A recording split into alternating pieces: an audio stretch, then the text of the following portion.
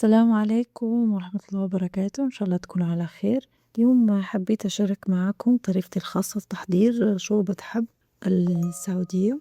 هنا عندي دجاج، يعني قطعة من الدجاج، وهنا عندي 2 طماطم، 1 بصل، 1 فص ثوم، وهنا عندي آمم بهارات ناشفة. هي عبارة على ورق لورا، عود من الخدنجل، و3 حبات من الليم الأسود، قطعتين من الزنجبيل، وعندي هنا حزمة فيها الفلفل الأسود، وشوية من الكزبرة ناشفة، وشوية كمون، وعود قرفة، وشوية هيل، ومسمار.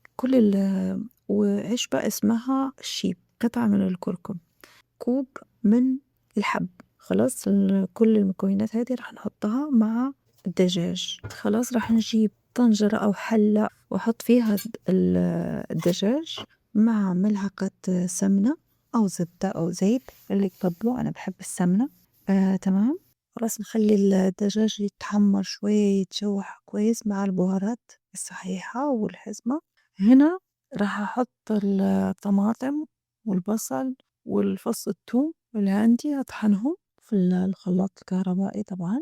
وهنا أنا بوريكم إن أنا حطيت الحب ده، حب الشعير، حطيته في مية. خلاص بعد ما كده أخد الدجاج لون كده اتحمر شوية، الحزبة خلاص اتقطعت، بس خليتها. هنا خلاص أحط عليها صلصة يعني عصير الطماطم والبصل اللي أنا كنت طحنته. تمام. ونخليه يتسبك شوية مع الدجاج. نحرك. خلاص أهو خلاص اتسبك شوية. كل مرة نشوف لحد ما نحس إنه الدجاج اتشرب يعني المكونات اللي كانت فيه، البهارات اللي حطينا. هنا هزود الملح، حطيت هنا ملعقة ملح. هنا هحط يعني 2 لتر من المية، ونزود على حسب الحاجة. أغطي عليها يستوي، نغطي عليه ونخليه لما يستوي كويس الدجاج. وبعدين خلاص مرت عليه تقريبا يعني شي 45 دقيقة أو نص ساعة، بتكون خلاص الدجاج خلص كافي. يعني بالطنجرة عادية وكانت نص ساعة خلص الدجاج. خلاص هشيله.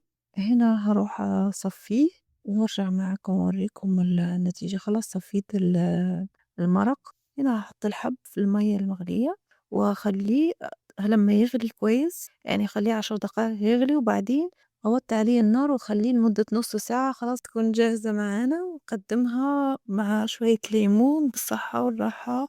واشوفكم في وصفة جديدة ان شاء الله. كمان الله.